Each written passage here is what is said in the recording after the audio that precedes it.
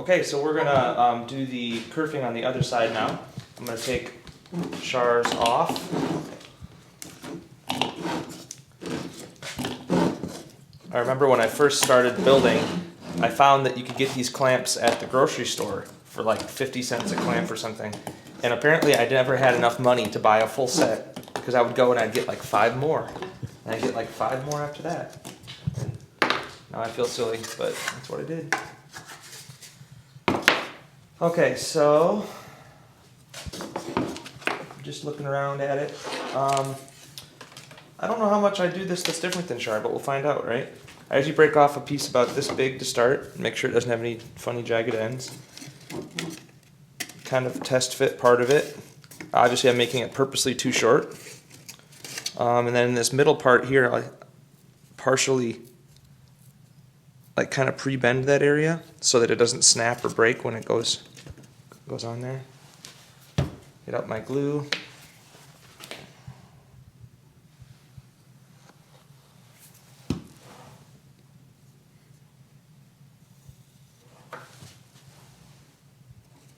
And I really want to make sure it's right up next to the neck block.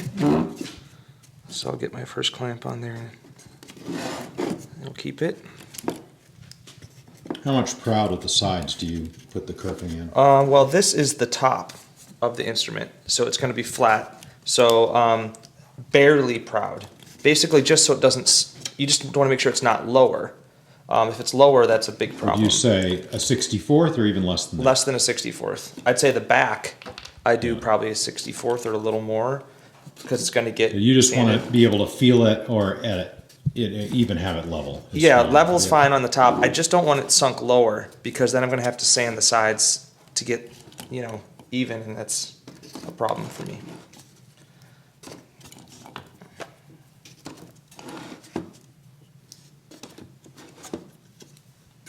Okay, so now I just have this little section left. I'm going to take out my chisel. First I kind of hold it up against here and just kind of do a general, almost the right size. Then I'll check and see how much I need to trim off. You see that? I don't know. So there you go. So I can just kind of tell by looking how much I'm going to have to cut off. I don't need this one. And now I'll trim a little bit from both sides with my chisel. The reason I don't do just one side of this piece is that if like I did all the cut off of one side, I might leave myself with like a tiny chunk, which is more likely to flake off later. So then I'll see if I can get it to fit. Yeah, that looks really good. I want it right up against there, so I did a good cut. So as you saw in the previous video, Char uses the little disc sander and Aaron uses a chisel, and there aren't a lot of areas in our shop where we do things differently, but something like this, somebody has a comfort level with one tool versus another, and there's more than one way to skin a cat. Yeah, I think for me too, part of the reason is that I just wanted to use less noisy tools in the day if I can help it. My ears are worn out from playing in bands and standing next to drummers and all that, so if I can ever use a little chisel instead of a sander, I might think about doing it. Yeah, Char had her earplugs in the whole time, but those disc sanders are loud. Well, I always wear I don't just wear earplugs. I wear those industrial earmuffs, and I still don't want to use a loud tool if I can help it. It just wears me out.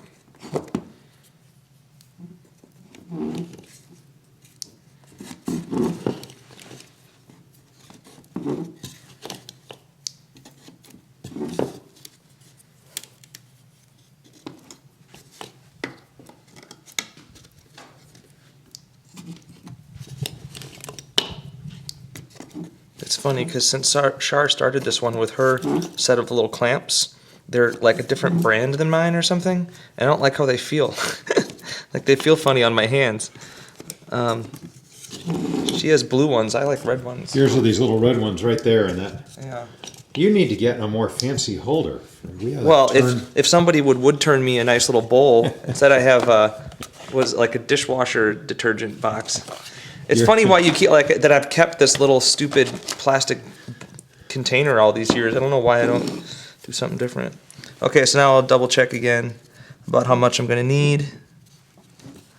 Break off some extra and save it. I save everything 3 pieces and over, and I'll use them at a later date. So now I can get my chisel out.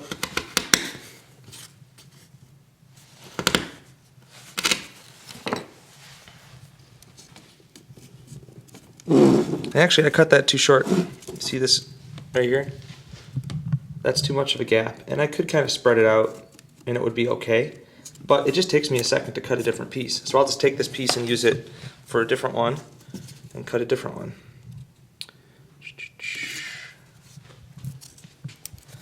And actually, darn it, see, I broke it off too short again. My estimation skills are not working today. But it's worth it for me to take the time to get it right. I don't mind.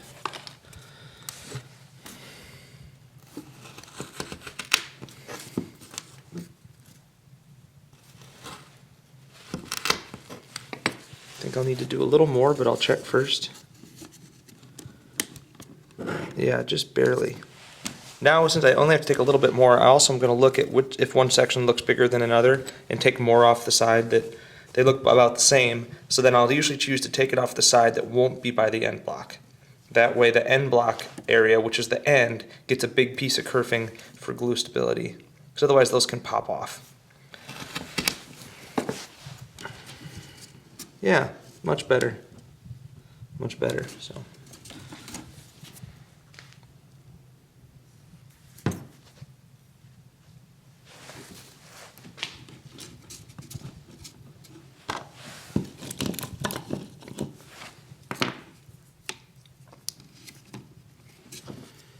Now, before I put it away, I'm just going to look around the instrument and double check I don't have any places where the kerfing's lower than the top. And I usually will wait to do my big glue cleanup tomorrow because it just chips off real easy. But if right now there was like a big runny spot, I would grab it. But it looks good. I'm going to put it away. Oh, I guess I got to take my picture, don't I? This is step 3, huh? Step 3.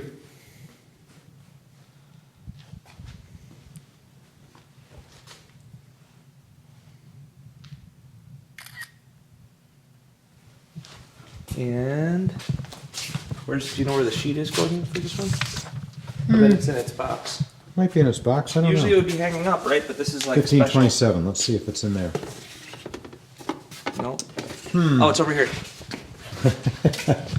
We hang them all in order, but this one is getting done in a weird way. So 1527, and then I'm going to go over to step 3. For some reason, the 3 on my phone always takes a while. sometimes I touch the screen and Really? it focuses it or something. Usually, if it's taking this long, I just get frustrated and go like this. But don't tell Gordon. 1527-3 upload. Yay! That's it.